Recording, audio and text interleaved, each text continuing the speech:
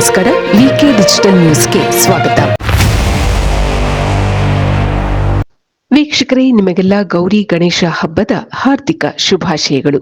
ಭಾದ್ರಪದ ಮಾಸದ ಶುಕ್ಲ ಚತುರ್ಥಿ ಗಣೇಶ ಚೌತಿ ಎಂದೇ ಲೋಕವಿಖ್ಯಾತ. ವರ್ಷದ ಯಾವುದೇ ದಿನ ಯಾವುದೇ ಶುಭ ಕಾರ್ಯವನ್ನು ಆರಂಭಿಸುವಾಗಲೂ ಮೊದಲ ಪೂಜೆ ಗಣೇಶನಿಗೆ ಸಲ್ಲಬೇಕು.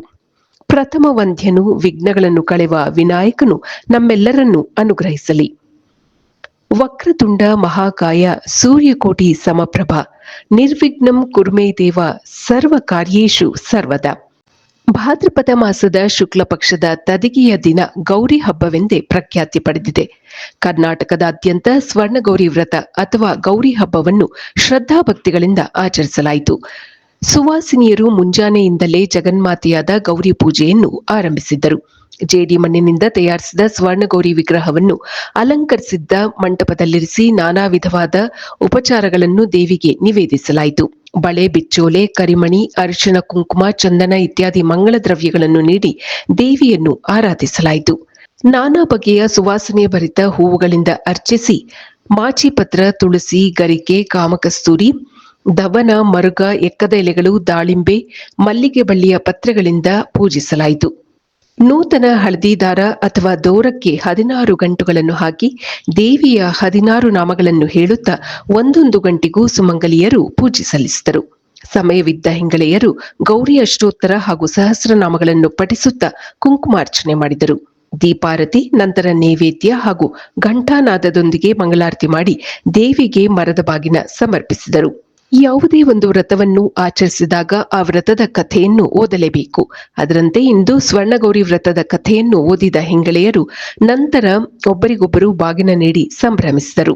ದೇವಿಗೆ ಸೋಬಲಕ್ಕಿ ನೀಡಿ ಶೋಭನಾರ್ಥಂ ಪುನರಾಗಮನಾಯಚ ಎಂಬ ಮಂತ್ರದೊಂದಿಗೆ ಇಂದಿನ ಗೌರಿ ಪೂಜೆಯನ್ನು ಸಂಪನ್ನಗೊಳಿಸಿದರು. ಗೌರಿ ಪೂಜೆ ಆಚರಿಸಿದ ಹೆಂಗಳೆಯರು ಹೋಳಿಗೆ ಊಟವನ್ನು ತಯಾರಿಸಿ ಮನೆ ಮಂದಿಯೊಂದಿಗೆ ಹಬ್ಬದೂಟವನ್ನು ಮಾಡಿ ಸಂಭ್ರಮಿಸಿದರು. ಗೌರಿಯ ತವರು ಮನೆ ಎಂದರೆ ಅದು ಭೂಲೋಕ. ತಾಯಿ ಮನೆಯ ಮಮಕಾರದಿಂದ ಗೌರಿ ಕೈಲಾಸದಿಂದ ಧರೆಗೆ ಇಳಿದು ಬಂದಿರುತ್ತಾಳೆ. ಈ ದಿನವನ್ನೇ ಸ್ವರ್ಣಗೌರಿ ವ್ರತ ಅಥವಾ ಗೌರಿ ಹಬ್ಬವೆಂದು ಆಚರಿಸುತ್ತೇವೆ. ತಾಯಿ ಮನೆಗೆ ಬಂದ ಮಗಳನ್ನು ಆದರಿಸಿ ಕಳಿಸುವಂತೆ ದೇವಿಯನ್ನು ಸಹ ಬಾಗಿನ, ಸೋಬಲಕ್ಕಿ, ಪೂರ್ಣ ಫಲವನ್ನು ನೀಡಿ ಸತ್ಕರಿಸಿ ಕಳುಹಿಸಿಕೊಡಬೇಕು. ಗೌರಿ ಎಂಬುದು ಪಾರ್ವತಿ ದೇವಿಯ ಪರ್ಯಾಯ ಪದ. ಅವಳು ವಿದ್ಯೆ ಪ್ರದಾನ ಮಾಡುವಾಗ ಶ್ಯಾಮಲ ವರ್ಣವನ್ನು ಹೊಂದಿರುತ್ತಾಳೆ. ಸಂಹಾರ ಕಾರ್ಯವನ್ನು ಮಾಡುವಾಗ ಕೃಷ್ಣ ವರ್ಣವನ್ನು ಧಾರಣೆ ಮಾಡಿರುತ್ತಾಳೆ. ಅದೇ ರೀತಿ ಸೌಮಾಂಗಲ್ಯ, ಸೌಭಾಗ್ಯ, ಸಂಪತ್ತನ್ನು ಪ್ರದಾನ ಮಾಡುವಾಗ ಸಂಪಿಗೆ ಹೂವಿನ ಬಣ್ಣ ಅಥವಾ ಚಿನ್ನದ ಬಣ್ಣವನ್ನು ಹೊಂದಿರುತ್ತಾಳೆ. ಹಾಗಾಗಿ ಇಂದು ಪೂಜಿಸುವ ಗೌರಿಗೆ ಸ್ವರ್ಣಗೌರಿ ಎಂಬ ಹೆಸರು ಬಂದಿದೆ. ಒಳ್ಳೆಯ ದಾಂಪತ್ಯ ಸೌಭಾಗ್ಯಕ್ಕಾಗಿ, ಅನುರೂಪನಾದ ಪತಿಯನ್ನು ಪಡೆಯುವುದಕ್ಕಾಗಿ, ಸೌಮಾಂಗಲ್ಯ ಸಿದ್ಧಿಗಾಗಿ ಇಂದು ಸುಹಾಸಿನಿಯರು ಗೌರಿ ಪೂಜೆಯನ್ನು ಆಚರಿಸುತ್ತಾರೆ. ಗೌರಿ ಹಬ್ಬದ ಮರುದಿನ ಗಣೇಶನ ಚೌತಿ. ತವರಿಗೆ ಬಂದ ತಾಯಿಯನ್ನು ಮತ್ತೆ ಕೈಲಾಸಕ್ಕೆ ಕರೆದುಕೊಂಡು ಹೋಗಲು ಗೌರಿ ಸುತ ವಿನಾಯಕನ ಆಗಮನದ ದಿನವೇ ಗಣೇಶ ಚತುರ್ಥಿ. ನಮ್ಮ ಭಾರತೀಯ ಪರಂಪರೆಯಲ್ಲಿ ಗೌರಿ ಗಣೇಶ ಹಬ್ಬಕ್ಕೆ ಪ್ರಾಮುಖ್ಯತೆ ಇದೆ.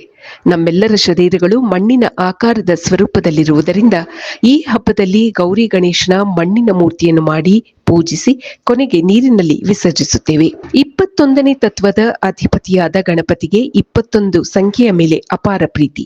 ಹಾಗಾಗಿ ಆತನಿಗೆ 21 ಸಂಖ್ಯೆಯ ನಮಸ್ಕಾರ ಮಾಡುವುದು, ಗರಿಕೆ ಸಮರ್ಪಿಸುವುದಾದರೆ 21 ಸಂಖ್ಯೆಯ ಗರಿಕೆಯನ್ನು ಸಮರ್ಪಿಸುವುದು, ನೈವೇದ್ಯದಲ್ಲಿ 21 ಕಡುಬುಗಳ ನೈವೇದ್ಯ ಮಾಡಿದ್ದಲ್ಲಿ ಆತ ಸಂಪ್ರೀತನಾಗುತ್ತಾನೆ.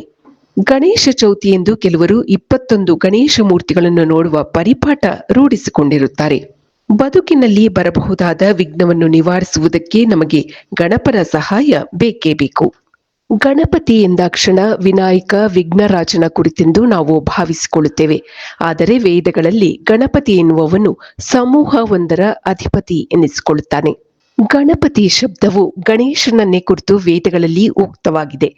ಗಣಪತಿ ಶಬ್ದದ ಅರ್ಥವು ಸಕಲ ಚರಾಚರಗಳಿಗೆ ಕಾರಣನಾದ ಪರಮಾತ್ಮ ಎಂದೇ. ಗಣ ಎಂದರೆ ಸಮೂಹ. ಈ ಸಮೂಹ ಯಾವುದೇ ಒಂದು ಸಣ್ಣ ಗುಂಪಲ್ಲಿ ಸಕಲ ಚರಾಚರಮಯ ಬ್ರಹ್ಮಾಂಡ ಸಮೂಹ.